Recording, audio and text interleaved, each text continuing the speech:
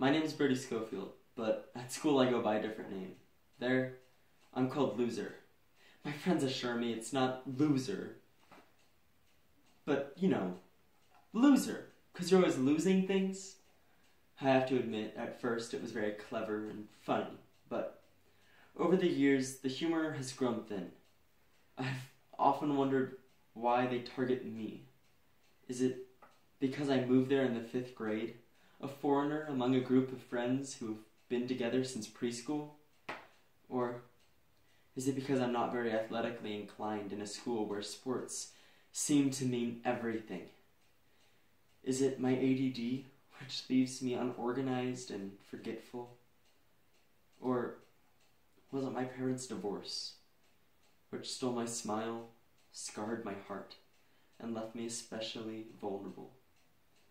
Whatever the case, I hold on to things like this poem, which illuminate the hostility and hope for each and every one of us. To this day, by Cuzon.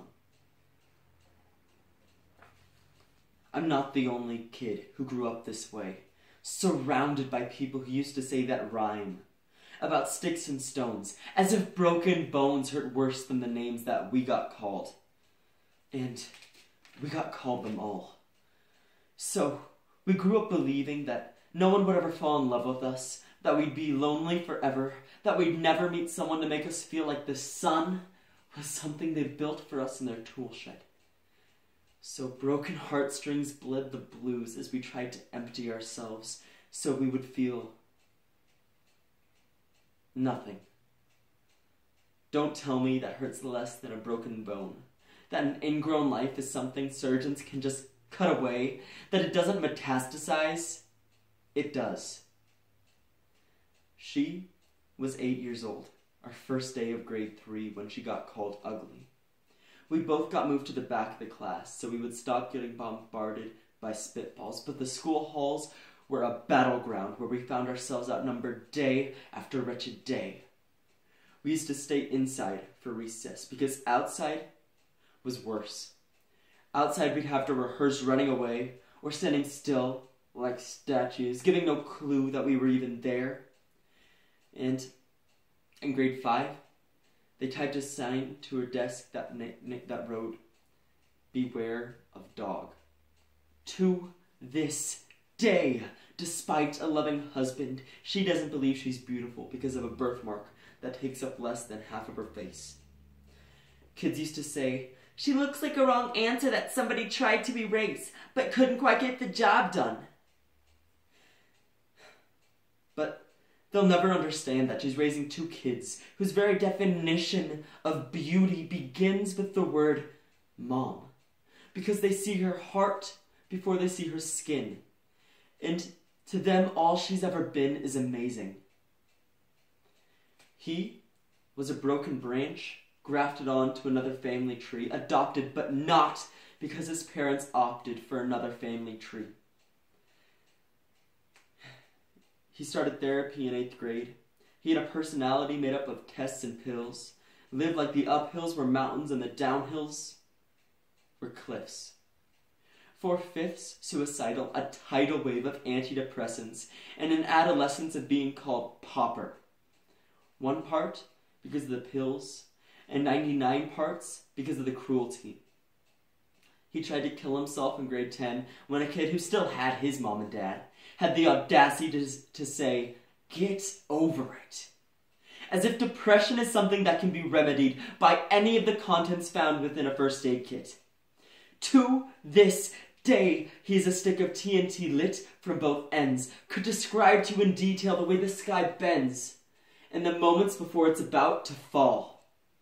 And despite an army of friends who consider him an inspiration, he remains a conversation piece between people who can't understand that sometimes becoming drug-free has less to do with addiction and more to do with sanity. We weren't the only kids who grew up this way. To this day, kids are still being called names. The classics, "Hey stupid," "Hey spaz." Seems like each school has an arsenal of names getting updated every year. And If a kid breaks in a school and no one around chooses to hear, do they make a sound? Or are they just the background noise of a soundtrack, stuck on repeat when people say things like, "Kids will be cruel"? Every school was a big top circus tent, and the pecking order went from acrobats to lion tamers, from clowns to carnies, and all of these were miles ahead of who we were. We were freaks. Lobster claw boys and bearded ladies, oddities, juggling depression and loneliness, playing solitaire spin the bottle, trying to kiss the wounded parts of ourselves and heal. But at night, while others slept, we kept walking the tightrope. It was practice. And yeah, some of us fell. But I want to tell them that all of this is just debris left over when you finally decide to smash everything you thought you used to be.